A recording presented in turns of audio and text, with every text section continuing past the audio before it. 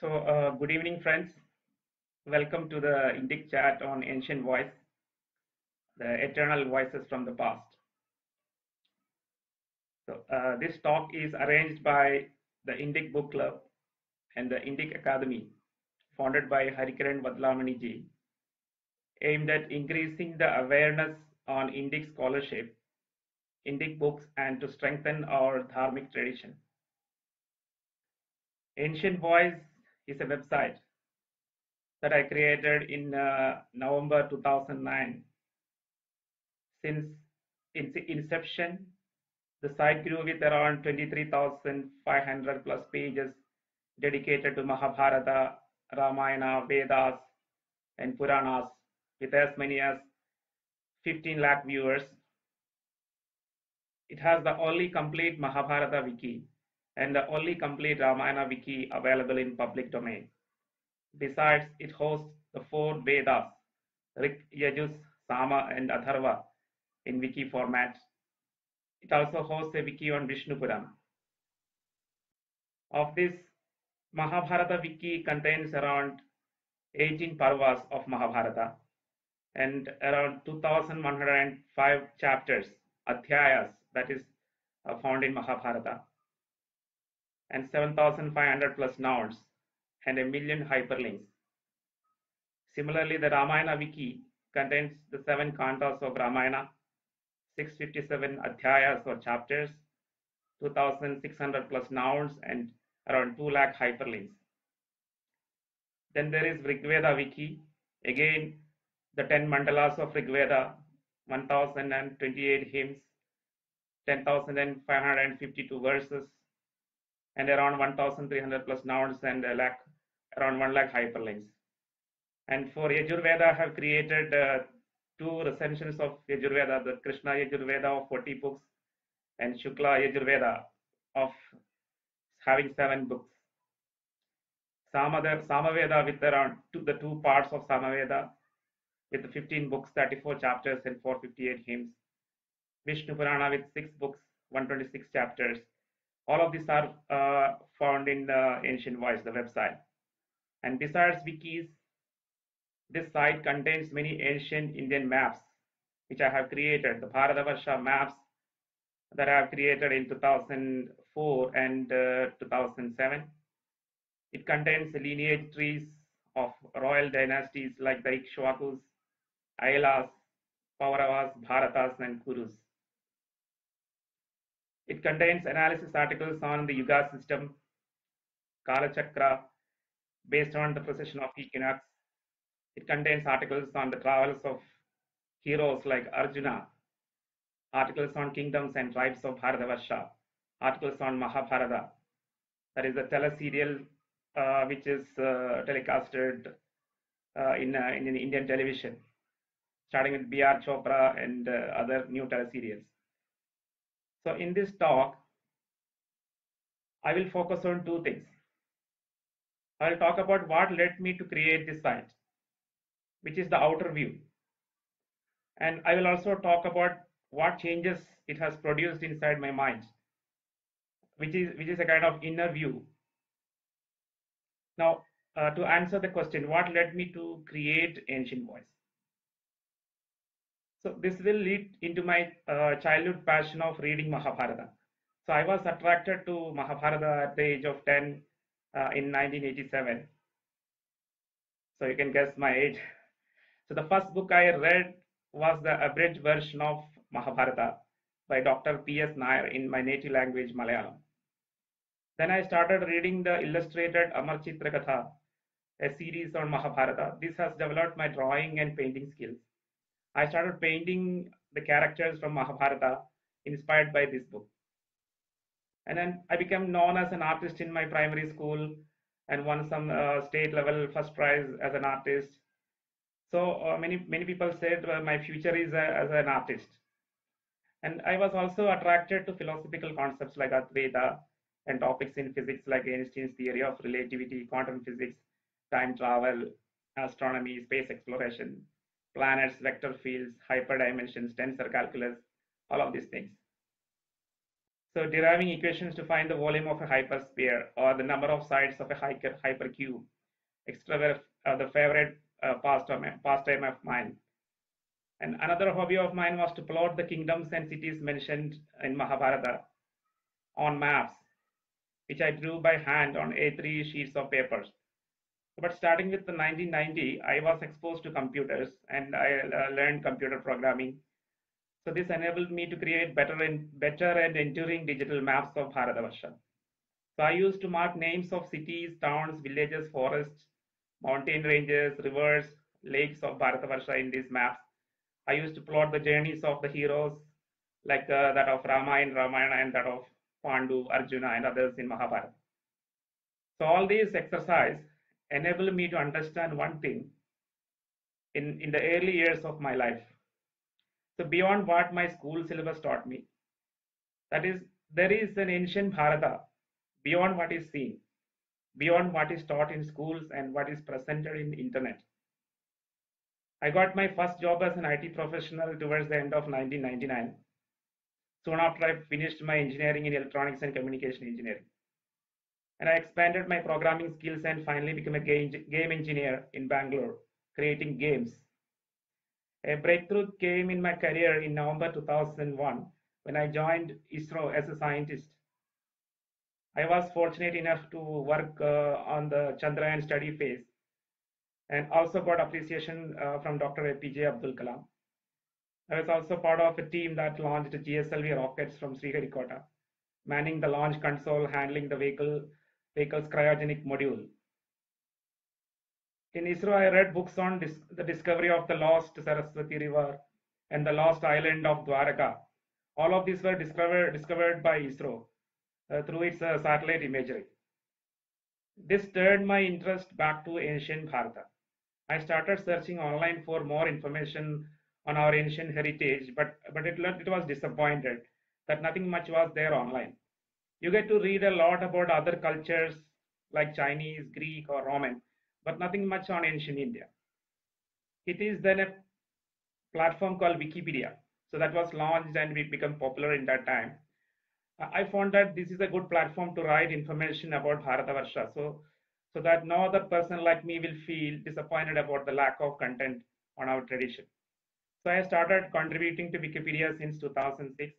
I created around 150 plus articles in Wikipedia on the ancient kingdoms of Bharata, like the Kuru Panjala, Surasena, Salva, Matsya, Kashi, Goshala, Videha, Anga, Vanga, Kalinga, Chola, Pande, Kerala, Kishkinda, Konkana, Vidarbha, Haiheya, Avanti, Kunti, Chedi, Dasharna, Anartha, Dwaraga, Sindhu, Sauvira, Sivis, Surabhira, Nishatha, Madrakekaya, Gandhara, Kampoja, Bahilika, Trigartha, all these hundreds of kingdoms.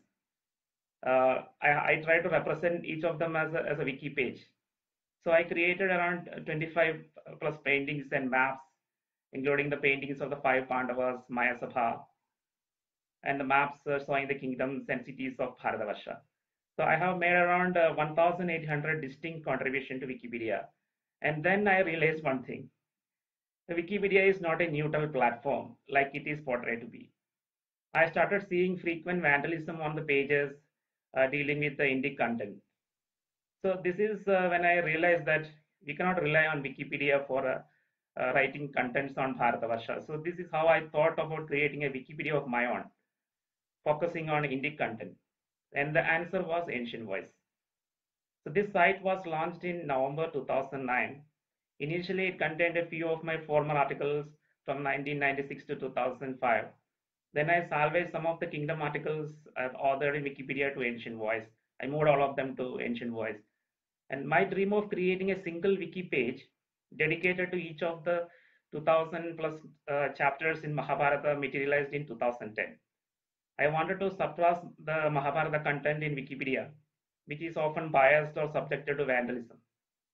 I wanted to generate an Indic point of view of Veda, Itihasa, Puranas, surpassing the Western Indology point of view that is found in Wikipedia and also in Britannica.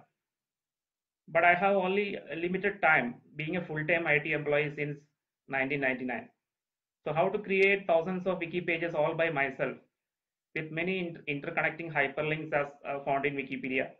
authored by thousands of authors, spending years of time. How do that? How do I do that? So initially, I thought of calling Vishwakarma, who has made thousands of mentions of Dwaraka in a single day.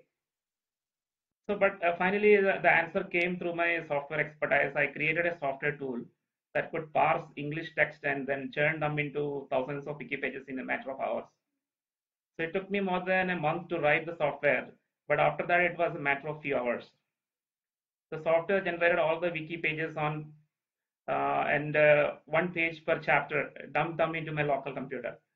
So besides, it detected all the nouns and generated all the hyperlinks, connecting the nouns to the text with as many as 100 to 200 hyperlinks per page. Then it took around 2 weeks to upload all of them into the Ancient Voice at the website. So I have uploaded 90% of the pages, and my wife Srija helped to upload the rest of the pages. So within 2 weeks, a Mahabharata wiki with 2,000 plus pages and millions of hyperlinks was up and running in the internet, rivaling the Wikipedia. So a few months of my time was spent in classifying the 1,000 plus nouns in Mahabharata, detected by the software, and into cities, towns, villages, pilgrim places, kingdoms, provinces, regions, rivers, lakes, seas, oceans, mountains, peaks, forest, names of kings, sage, women, warriors, etc. So you can see all of them in the website. And I repeated my success of wikifying Mahabharata then by working on Ramayana. So for Mahabharata, I used the complete English translation of Kisari Mohan Ganguly with its 18 parvas. But it was difficult to get such full translation of Ramayana with the 7 kandas. So usually Uttara is missing, 7th kanda that is missing. So this was mitigated by combining the translations of multiple translators. Later I worked with the four Vedas, Rig, Yajur, Sama and Atharva, and the two recensions of Rig Veda like Krishna and the Shukla Yajur Veda. And the last project of wikification was done at Ancient Voice, that was on Vishnu Purana. So all of these new wikis were completed in 2011 in a single year of tremendous spiritual ascent in my life. So I wanted to democratize the study of Mahabharata, Ramayana, and all the Veda Puranas, because some of the research material is always like confined into some libraries or it is only allowed to the limited number of searches, etc. So I wanted that something there will be there for free for all, available online. And hence I made sure that all the entire content of the Ancient Voice is provided with a Creative Commons attribute, so that anyone can copy and reuse the content with a mere acknowledgement to me or to the Ancient Voice. So I plan to extend my project to Sanskrit originals of these texts as well as to all the other Puranas. But now, since I'm in more and more into the IT, climbing the ladders, I get lesser and lesser amount of time. So I have also created more websites like Takshashila, where I created wikis for Iliad and Odyssey, as well as for the Avestan texts like Vendidan and Yast. So my interest in those Greek and Zoroastrian texts was because I noticed an underlying connection between these cultures, as I found that the Danaan Greeks, the heroes like Achilles, Agamemnon, Odysseus, who sacked Troy, is linked to the Danavas mentioned in our Puranas. And I found that Avestans, so which are later Zoroastrians, who call themselves as hailing from the Daitya river, it is mentioned in their text, and who hate Devas, and who have their god Ahura Mazda, which I considered as a deified form of Daitya Hiranyakashipu. That they are linked to the Daityas mentioned in our Puranas.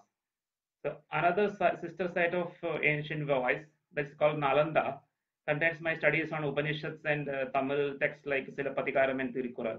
I have authored a partial English translation of Silappatikaram at Nalanda. It was my first attempt at any translation. So the most discussed topic in Ancient Voice are the geography of Bharatavarsha, the tracing of Aditya, Daitya, Danava relationships, the Yuga systems, the Kala Chakra, the Kumari Kandam, all these things. And visitors to these sites, they wrote to me how they benefited from them. So there is a lot of happy moments when I see these emails that visitors send to me.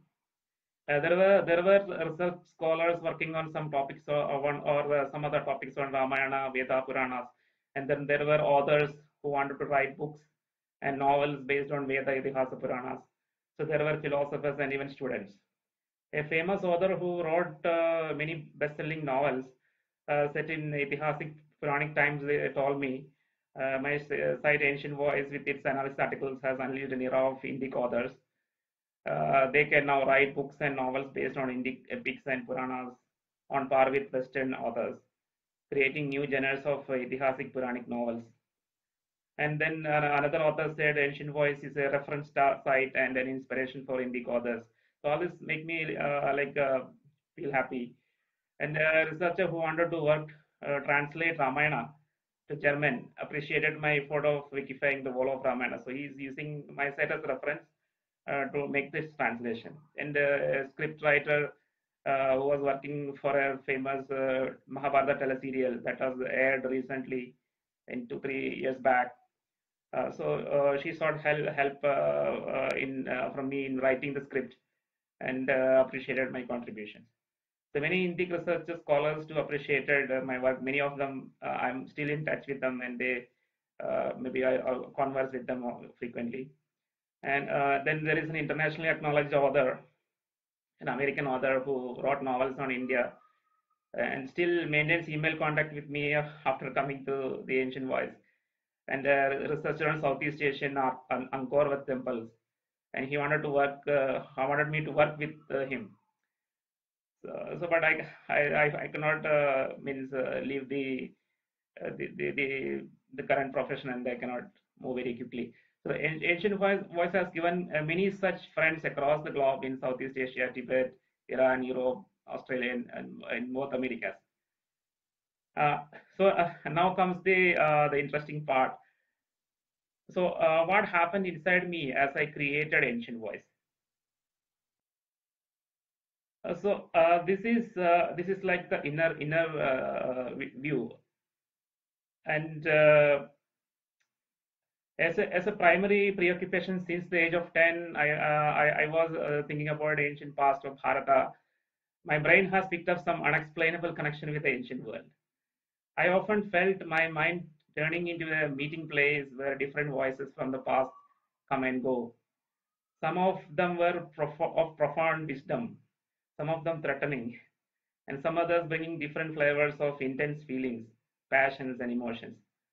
I saw in my inner mind the ancient ascetics like Vyasa, Vasishta, Vatmiki, Bharadwaja, Gautama, Vishwamitra, all of them coming and going. I could hear their voices. It was like a multitude of ancient voices, all wanting to speak through me. This experience of turning myself into a multitude was there with me since the age of 10, and it intensified by around 2009. This led me to name my website as Ancient Voice. Here, this is how the name Ancient Voice has come. My rational mind tried to find some explanation for this inner experience of mine. I have searched through all that I have learned throughout my life, like Advaita Vedanta, quantum physics, relativity, time travel, tensor calculus, hyperdimensions, astronomy. I mean, time traveling into the ancient Bharata, or the rishis coming into my mind through some unknown connections, or am I thinking through my past lives, which extends all the way up to the ancient Bharata, where Vedic rishi live. So these were all some thoughts that has come to my mind. And I searched deep into my being. I tried to think and rethink, linking Vedanta with quantum physics, with relativity, and so on. So finally, I got an answer to my experience within my mind, only to be corroborated with the quantum consciousness studies, which is a new branch of science that emerged in 21st century from quantum physics, which I usually talk to all of my friends. As per this, the consciousness is a fundamental attribute of the universe, and brain is more or less a receiver of consciousness currents. As we think, we create ripples in the cosmic consciousness, and these thought wave ripples extend into the whole of cosmos in all directions and into past and future. The insights and intuitions come into our mind as we think, as we receive thought currents of others, including the ancient sages. So there is no boundary of time here, irrespective of the bounds of space and time. So thus I am connected to this ancient world with the ancient rishis through these consciousness currents, resulting into all of these unexplained experiences. So we exist in this consciousness embodied by our thought currents and rippling from us as a thought verse. So this is our subtle body that we have. That this like we are actually embodied in thought currents, and physical body is only the outer embodiment to locate us in the physical world. So something like when you are playing some virtual games, you need to have a shape. You need to have a position in your virtual world. So the same way you are in this current life is also a kind of a virtual game. So we need to have a shape. We need to have a name. We need to have a locality. We need to live in a particular time. So this is how it is. The physical body comes into picture. Then somebody gives a name to us, and we can so that we can be identified. So many people who lived and died at different points in time and in different places. So they can all be connected through a single consciousness current. So these examples are like Vyasa consciousness, Valmiki consciousness, Krishna consciousness, and so on. So this, however, creates some problem for the linear historians. And this ancient Rishi consciousness descends into our minds if it is well connected and if we provide a viable condition for it. So this descent is otherwise called avatara. So the real meaning of avatara is descent, and descent of the higher consciousness into the lower consciousness. And thus a Krishna avatara, the descent of Krishna consciousness is happening into my mind every time. The Devi Devatas resides in this consciousness continuum, and they are unbounded by space or time, embodied by Sankalpa, the power of our collective thought currents. So they have an existence, and it is really perceivable. And these inner insights continue to swell inside me and further intensified in 2011 and 2012. And it continued in a steady pace in 2014, and it is continuing even now. This is otherwise called the Uddhara and the ascent, which is the opposite of Avatara, which is the descent. So this is the basis of this often confused, and then the Western discussion about the 2012 event, the fifth dimension ascent. You get to read about all of this in the internet, and many others like me are similarly experiencing this ascent or Uddhara.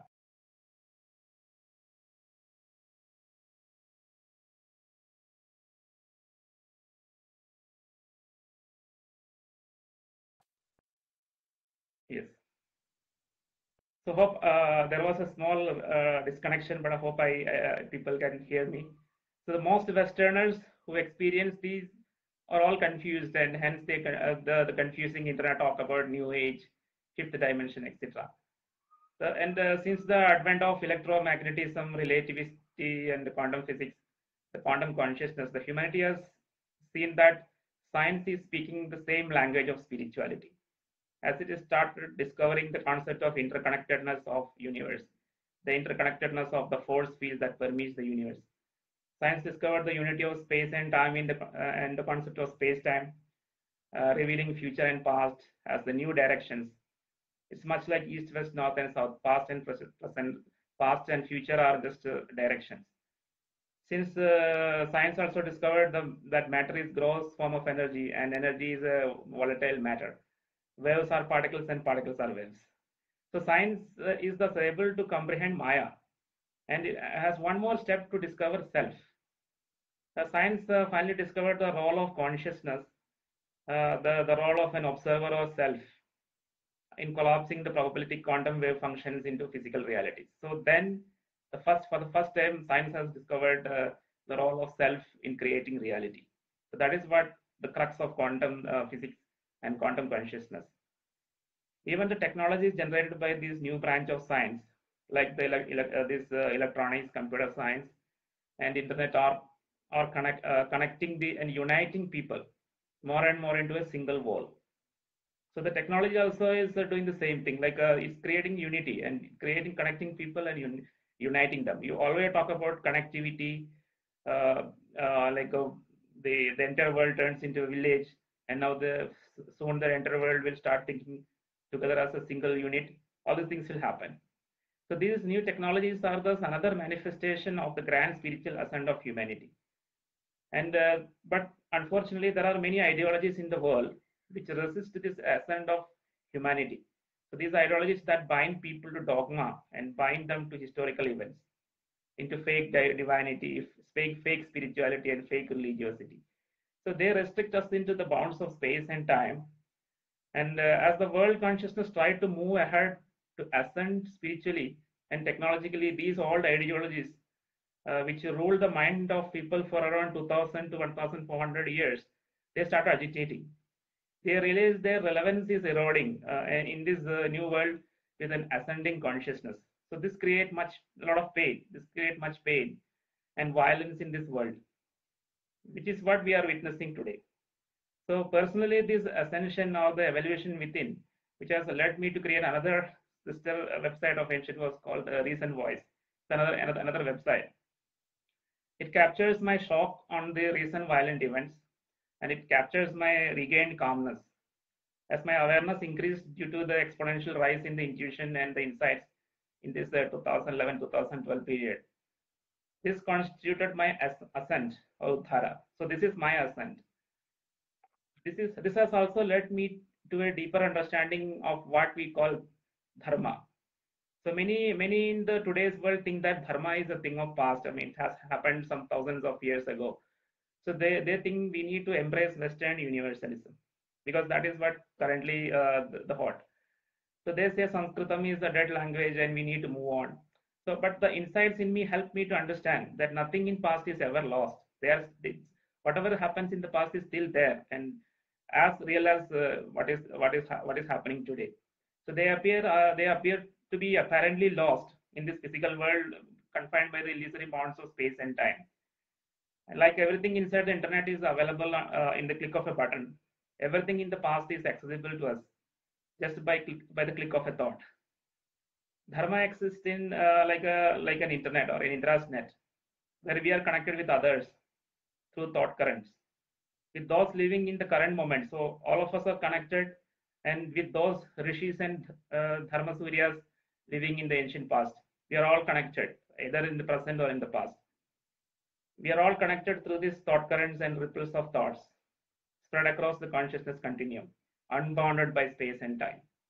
So dharma is thus ever alive. The ancient rishis descend into our minds and see through our eyes, act through our limbs, and speak through our lips. Dharma is thus alive through us, and it's like ever before. And we are the torch bearers of dharma in this current time, and we are here for a purpose. Each of us has to find our purpose. Yoga, dhyana, and swadhyaya will help us to reconnect with this dharmic consciousness, and it will signify the start of our collective ascent or uddhara. And I wish all of you, all of my friends, a happy ascent. And thank you. And is there any? I will look for questions. So let me go through the comments.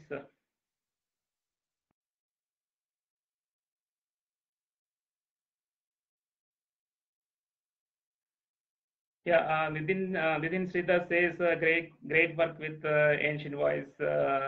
Kudos to you. Thanks, Nitin. And I am a great follower of your articles and the India Fact magazine that you are working with is really a tremendous platform for all the people who are engaged in the creating more and more books and articles on Indic content. And it's a really wonderful platform. And Sridharan ji, thanks for participating. I mean, attending this Indic chat, and you are a great inspiration for me. And I will like you have mentioned to create write a lot of books. Unfortunately, I'm kind of in a situation in which the most valuable thing is the time, and all of this is now currently going into the corporate life. Not very lucky in coming out of this corporate life as of now. But of course, all these things are in my mind. I will be contributing my thoughts in the form of books starting from this year. And thanks, Manish ji, for your encouragement. And yeah, Dimple says, "Wow, that's amazing to know." Yes, yes. Ancient Voice is being used as a reference site, and I get a lot of mails regarding a lot of means different parts, different information I have put in the site, and it's a pleasure in reading all these emails that visitors of the site send me, and I try to help in whatever ways I can in depending upon the time that I have. And yeah, thanks Chaitana Ramanna and okay, Raj Vedam. All thanks for all of you.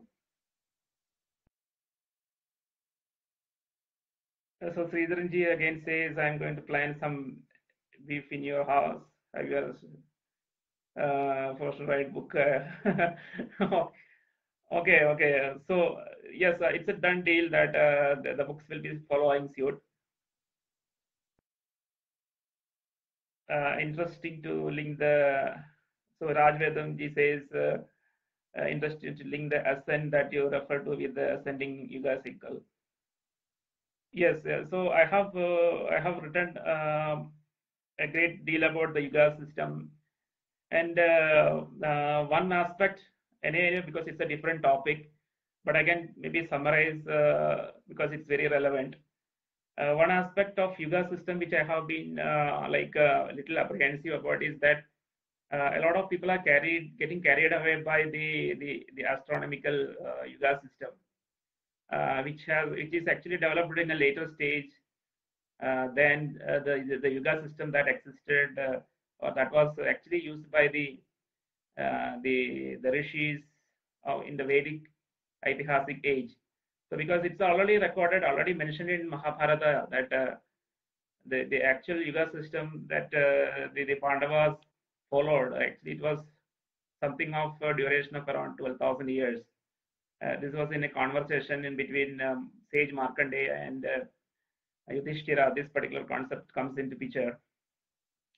But they say that the Treta Yuga, that is our first yuga, is around 4,000 years old, and then Treta is 3,000, and Dwapara is 2,000, and Kali is 1,000 years in duration. And there are dawn and eve of these yugas, each of them 400. For example, in case of Treta Yuga, it will be 400 years each, and Treta 300, Dwapara 200, and Kali Yuga 100. So if you add a total of it, it all comes to around 12,000 years. And 12,000 years is something which also matches with all that studies that we have done, all these recent studies on the climate change, then ice age related studies. So all these points towards this particular 10,000 years of period where human, otherwise the hunter-gatherers, they started settling all over the world and then started farming, and then they have plenty of food resources so that they can start thinking and free up their mind so that they become receptive of higher ideas, because it's like connecting to the universal consciousness, and because they are at leisure and they are not feared by a predator coming and attacking them. So they have a sedentary life, which have all started 10,000, 12,000 years ago. And that is how all these renaissance, all this new knowledge, Veda, all the technological advancements that is we are seeing in Treta and Dwapara Yuga, all this is came to be.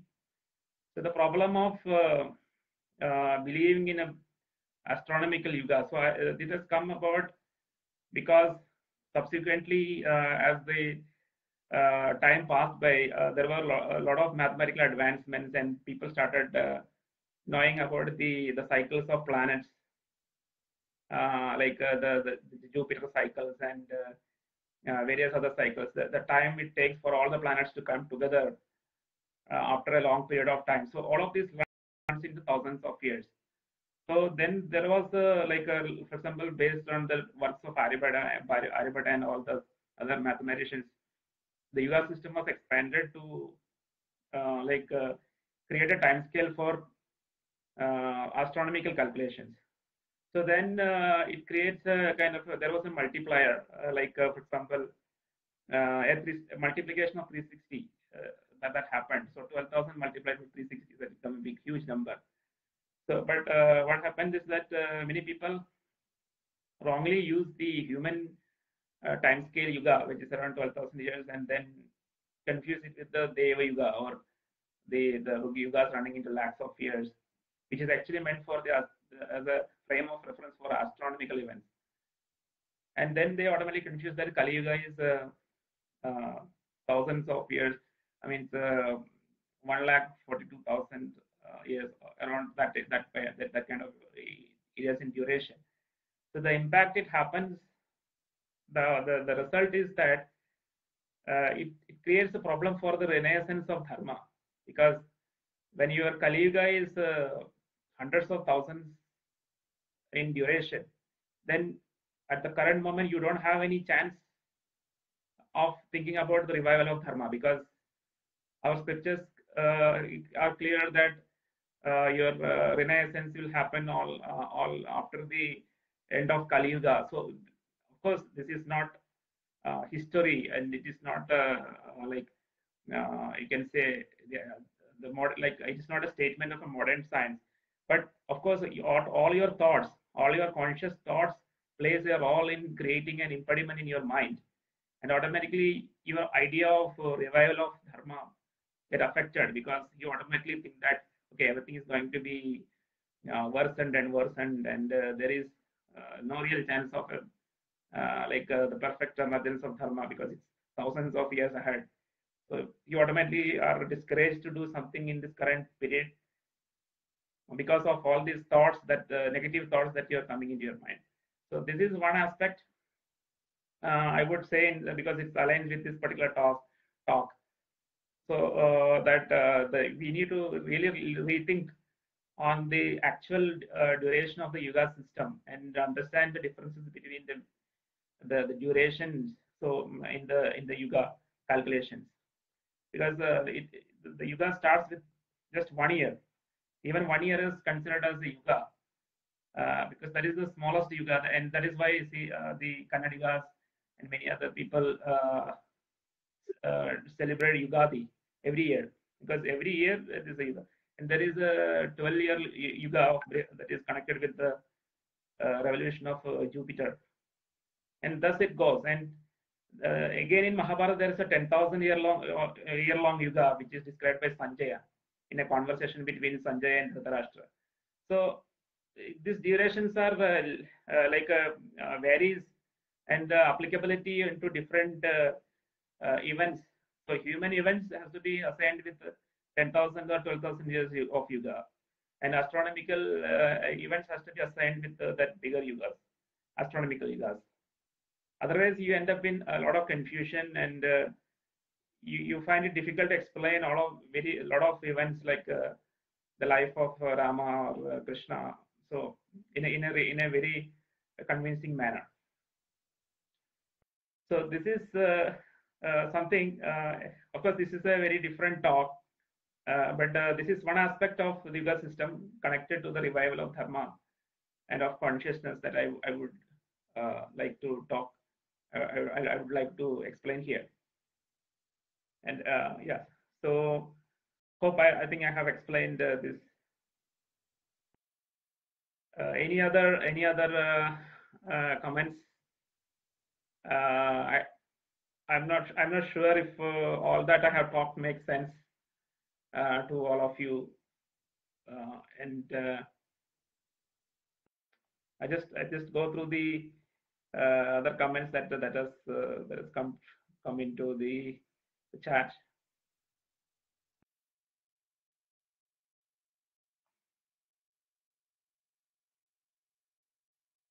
Yes, and of course, this discussion is around mentioned as 1 hour.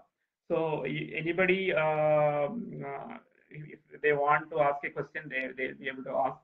But in the meantime, I will basically talk about the Indic Book Club and the Indic Academy a little more. So this particular initiative in the form of Indic Book Club or Indic Academy, it has got a very ambitious kind of a purpose because you see you might have seen like how the like the political as well as the academic scenario that is there in India for the last 20 years and how it has deteriorated. And there is a tremendous force, a tremendous pressure on all these people who are working to on the revival of the ancient tradition of Bharata and the dharmic traditions of Bharata, because there is a kind of pressure that is being applied from various parts of the world, especially because of the ideologies that I've mentioned, which is which are restless and which are basically agitated because of all the changes that is happening all over the world. There is a force of consciousness that is trying to bring the people, make them ascend upwards. And because of that, it's kind of a wind, it's kind of a huge wind that is blowing and churning out the world. And then, so there is some kind of a clash between the forces which want to keep humanity grounded onto certain dogmas, and there is also this particular upward movement force which try to elevate the consciousness of the individual as well as the collective and the whole of humanity. So here, like the Indic thought has a big role because Bharata actually was at the forefront of understanding these concepts, and Sanskrit literature is actually the primary vehicle through which all this information have been transmitted through generations, and which is now available to us. And so there is there should be some activity, some kind of organized thought, an organization has to be there, or a thought has to be there to revive this the Indic thought process. And there is also a lot of attempt in trying to in the scholarship field, there is a lot of attempt into trying to explain everything that is related to India or Bharata, like Mahabharata or Ramayana or Vedas. There is field of social studies called Indology, which try to look at all these Sanskrit literature in a Western perspective, and they try to deconstruct the Indic thought. And for a long period of time, there are no original thinkers, of course, with a few exceptions. There are no original thinkers to answer this Indologist point of view. And so this is a very humble attempt from Indic Academy, so that a group of like-minded thinkers start working together, authors of books and lawyers, politicians and artists, and all those people who love Bharata, all those people who love dharma and our traditions. There is a platform that is being created to bring them together and then create some kind of movement or a ripple, or in my words, it's a ripple in the consciousness, so that we will be able to bring back that ancient traditional wisdom back to Bharata again. And this is not some kind of an expansionist kind of thought like we find in the West. It is all the philosophy and the concepts of Bharata are basically non-invasive, and they are meant for the benefit of the individual as well as the humanity. There is nothing like a dogmatic principle in which we have to adhere to, and all of these are like any of these scientific disciplines which is neutral, and it is for everybody irrespective of your previous backgrounds. So just like yoga, because yoga is irrespective of who does it, it benefits their mind and their body and their higher consciousness. So modern world, because it is in an agitated state currently because of the different forces that is acting on it, it requires the support and help from thinkers from Bharata to raise forward. So that is where the Indic Academy plays a role, and Harikaran Madlamani ji is the founder of Indic Academy, and he is helping out all the scholars, all the different writers and the people who write the novels and books on Indic, Aitihasic, Puranic, Vedic content. So there is a lot of synergy happening, and it is very very interesting to be part of this particular group. And it has I foresee a lot of things that will be happening in the future because of these activities. Oh, okay, I got some more questions. Okay. Yeah, Anjali George says that you should write a book. Yeah, yes, definitely. And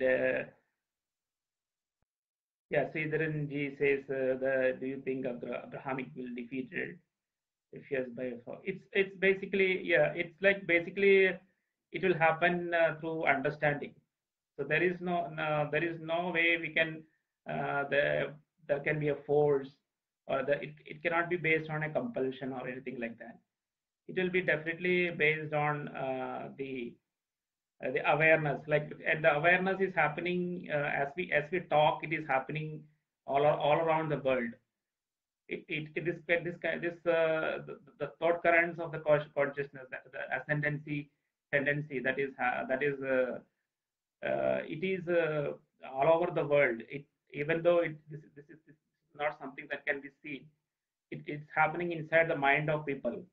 A lot of people are now started thinking within their mind about based on whatever is happening all over the world, all the agitations, all the violence, and thoughts are happening on an individual basis. So of course we will not be able to see anything on the ground because it's an inner activity. So and a lot of questions are being thrown in the minds of each and every individual, irrespective of their like their personal current personal beliefs, and all of these are pointing towards expanding the consciousness and elevating themselves into a higher state, so that this lower level reptilian kind of thoughts of violence and aggression will be subdued, because these are actually something that we have to leave out. Since we are in the 21st century, there is no place for all this aggression and violence. And every individual, even the people who are actually at the forefront of these violent activities, will be getting a pinch, or a pinching thought will be coming inside their mind of the meaninglessness of this mindless violence and aggression. And it is slowly, I feel that slowly it is in the decline. Of course, agitation is one thing, so you will see oscillations, you'll see rise in the violence, and then it comes down, and this will continue for some time. But ultimately, just like a wave, just like a flame that flares up and then subsides, all this violence will flare up and then oscillate, and finally we will be living in a better place. And that is my belief, and that is what I see when in my inner mind. So this is what I have to say on this. So if there are no other questions, uh, I would like to conclude this talk, and I, I, I'm feel thankful to all of you from the bottom of my heart for attending this talk, and I hope this talk has you have benefited at least some points or some aspect of what I have talked that you have benefited from it. And definitely any further questions, I am connected with most of you people in various other ways, so you can definitely connect with me, and we can have a lot of meaningful discussions about various topics have discussed. And of course, please, I would also suggest all of you to please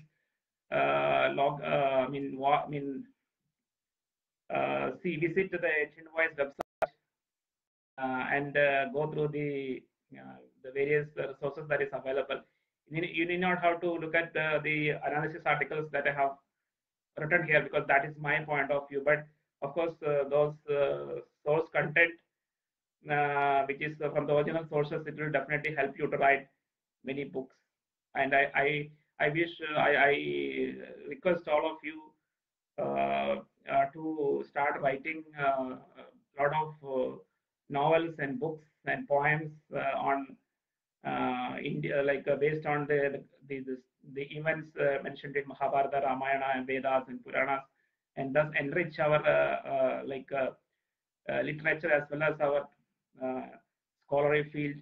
I wish all the scholars to write a lot of scholarly papers and submissions based on the Bharatiya tradition and our Vedic Aidihasic Puranic tradition.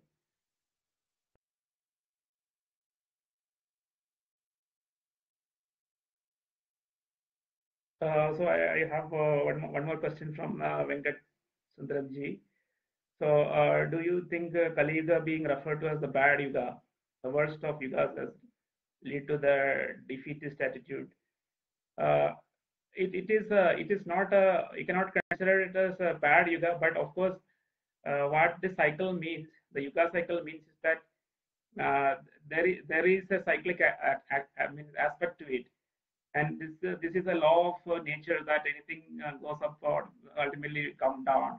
There is a cycle to it. So of course, when you have a age of absolute wisdom, where this whatever I mentioned about the connection with the consciousness or the thought currents are uh, very powerful, and you can easily connect to it. And then slowly, because as your activities increases, like see, an ascetic or a rishi or a tapasvi, the person is fully immersed in the yoga and dhyana and swadhyaya, and so fully connected with the consciousness. And most of the individuals in the Rita Yuga, they are fully aware of this higher consciousness and always well connected. But when the activity increases, like in Treta Yuga, you are more into the physical world. You are actually more into building up cities, towns, and so there is a lot of the complexity of life increases, and then you're slowly focused onto the external, and it finally goes to Dwapara, where you are having a little more technologies, and then there is more like there is more things to do, and in Kali Yuga you have even more of these things to do. So definitely your ability to connect to this universal principle or some with that will go down, but it also provides a lot of other opportunities in the form, like even technology starts speaking in terms of spirituality, and that is what happening in this age right now. So each yuga have its own merits and demerits. Of course, in the Kali Yuga, it is mentioned as okay, even in Puranas, it's mentioned as there is a darkness. But of course, there is opportunity in that. in the sense that you are actually understand the intensity or the gravity of a situation where you are actually not fully like most of the humanity is not fully connected to the wisdom or the purity of consciousness, and that make you aware of the value of the, the higher approaches. So that way, you can say that it imposes a lot of challenges. At the same time, it creates a lot of objectives, a lot of challenges for you as an individual. And we are all born into Kali Yuga. That means that we are set to do things in this age. And so this is a choice that we have made, and that is the reason why we are here right now, interacting and speaking. So definitely we need to find out what exactly each of us has to do, but definitely there is a purpose that because of which we are found in this particular age.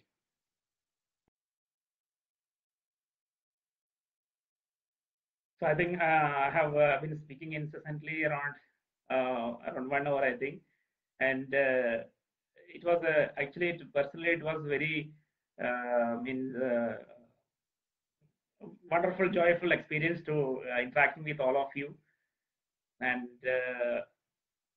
it was actually a lot of it's an enjoyable experience interacting and being with all of you, and I can feel a kind of a connection, a kind of a sense of connectedness and togetherness with all of you, and I really really wish each of us to experience this ascent, this rise in the consciousness, and then have your own inner journeys. Thanks a lot.